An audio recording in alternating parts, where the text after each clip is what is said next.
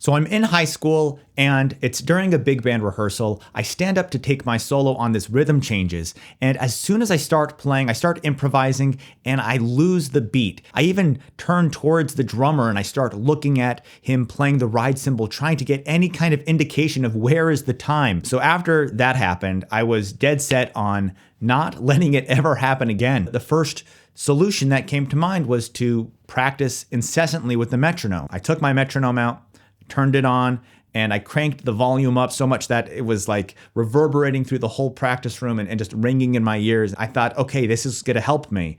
But the next band rehearsal came around and I wasn't any better off. I still had that feeling of not being able to grip onto the time, and the metronome did nothing. I was right back where I started in that feeling of embarrassment and being disappointed in my playing. This was an issue that never really went away, and it's something that I still deal with, but it's gotten a lot better. And it hasn't gotten better because I've been practicing with the metronome for the past 20 years or whatever it's been. It's because I realized a deeper truth, a more important truth about what it means to have good time. The core problem with bad time is not a lack of awareness of where the beat is. It's a lack of awareness of the subdivisions between the beats. I'll use an analogy that I think is really helpful. And it's this analogy of a dance floor and a dance. We're gonna get to more on how to improve your time in just a second, but first, I have to let you know that my Black Friday sale has already started. Everything is 50% off. Every course, every lick pack, every chord pack, every bundle, it's all 50% off. Use the code HOLIDAY2025 to save 50% on everything, including the bundles where the massive savings really are. So check it all out. Let's get back to the video. In order to do a dance, any kind of a dance, you need a solid dance floor. It can't be wobbly, it can't have cracks. That solid dance floor is your awareness of the subdivisions, of the beat, of the time, whatever you want to call it. And then the dance that happens on top is whatever music you're playing, whatever complex rhythm it is, or it can be basic. It doesn't really matter. The dance is just what you play above the dance floor. So you have these two tracks. This is another way I like to think about it. The bottom track is the groove, the beat, the subdivisions, and the top track is the syncopated line or whatever it is you're playing. So why is this relevant? Well, if you don't have that sense of where the dance floor is, if you don't have that sense of where the time is, of where the subdivisions are, you're not going to be able to accurately play what's going on top in the music, because syncopation and any complex rhythm depends on that relationship between the syncopated line and the tension between it and the basic beat. You might have had this experience. I used to do this all the time, and I see a lot of my students do it as well. So let's say the line is like ba ba ba da ba ba. All right. And then I'll ask the student to clap along or tap their foot. So instead of just going ba ba ba da ba ba, we put the clap in here on just the downbeats. So ba ba ba da ba ba. Now that would be the right way to do it, but contrast that with this. Ba ba ba da ba ba. Okay, what happened there? Well, it started off fine. Ba ba. I did 2 quarter notes, but then what happened? Ba ba ba da ba ba. Well, then I started actually clapping the line that I was singing. I wasn't clapping the beat anymore. It's as if that top track, that dance, has this magnetic pull that sucks up the dance floor, sucks up that bottom track, and you lose the independence between the syncopation and where the basic beat is. You need to have both felt at the same time. So it should be this, ba ba ba da ba ba. This dance floor, this beat right here never changes. But in order to do that, I'm not just feeling quarter notes. I'm feeling the subdivisions, namely eighth notes. So that would be like da da da da da da da da 1 and 2 and 3 and 4 and. So even if I'm just clapping 1, 2, 3, 4, I'm still aware of the 1 and 2 and 3 and 4 and. Putting a metronome on is not going to automatically get you to feel those subdivisions. You can put the metronome on the subdivisions, like you can have the click on the and of 2, 1 and a 2 and a 3 and a 4 and a 1 and a 2 and a 3. So if you want to use the metronome to help address some of your time issues, it's important that you do so in a very deliberate, creative way. Now, you don't actually need the metronome to do this.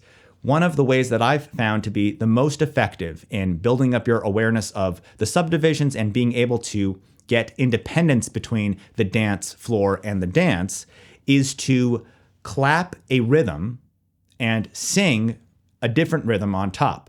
So for instance, let's say the rhythm was dotted quarter notes, like 1 and 2 and 3 and 4 and 1 and 2 and 3 and 4 and 1 and 2 and 3 and 4 and 1.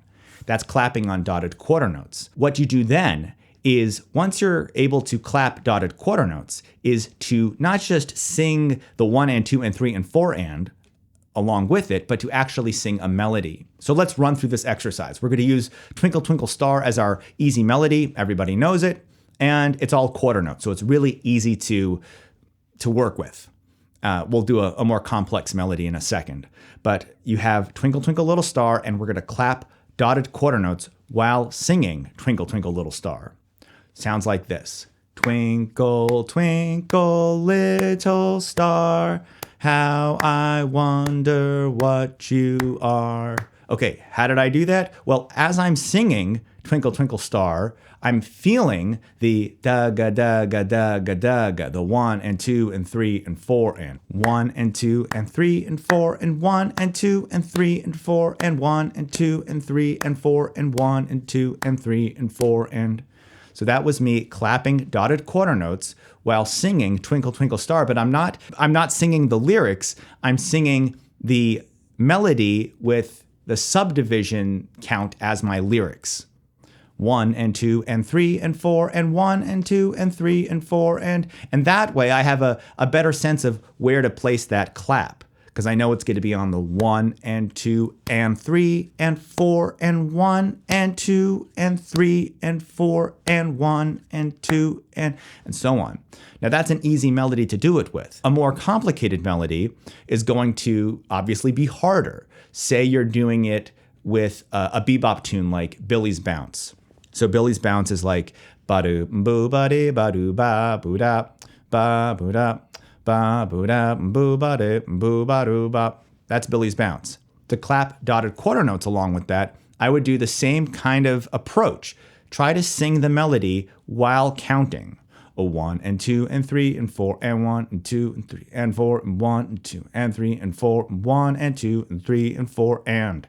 So I'm kind of going in and out of accenting the notes or the subdivisions that are actually part of the melody and sort of swallowing or kind of ghosting the counts that are not part of the melody. 1 and 2 and 3 and 4 and 1 and 2 and 3 and 4 and 1 and 2 and 3 and 4 and see how there's almost three-dimensional effect to the way that I'm singing it. By the way, I'd practice this in chunks, maybe a measure or two at a time, because this is definitely a challenging exercise. Once you're able to sing through the melody while counting, adding the claps is actually not that hard because you know where they're supposed to go because you're actually saying all of the subdivisions out loud. So it's like 1 and 2 and 3 and 4 and 1 and 2 and 3 and 4 and 1 and 2 and 3 and 4 and 1 and 2 and 3 and 4 and 1 and 2 and 3 and 4 and 1 and 2 and 3 and 4 and 1 and 2 and 3. Once you get more comfortable with that, you can just try singing it without telegraphing the subdivisions. You're still feeling everything, you're just not showing that as explicitly. So that would sound like this. Ba-do, ba-do, ba-dee, ba-do, ba-boo-da, ba-boo-da, ba-boo-da, boo-ba-dee, boo-ba-doo, ba, boo-dee, ba, ba, ba, be, boo-dee, ba, ba-da. That's the same thing internally.